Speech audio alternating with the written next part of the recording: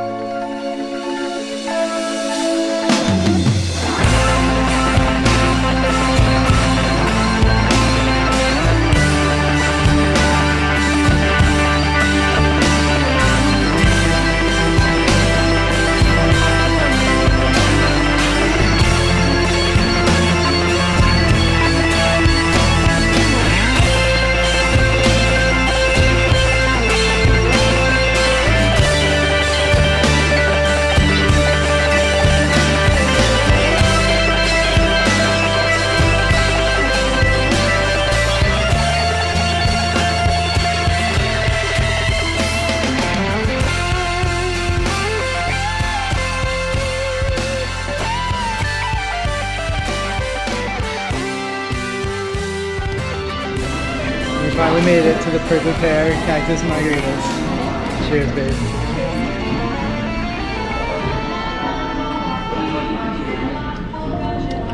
Good and strong. It is really strong. It's so good.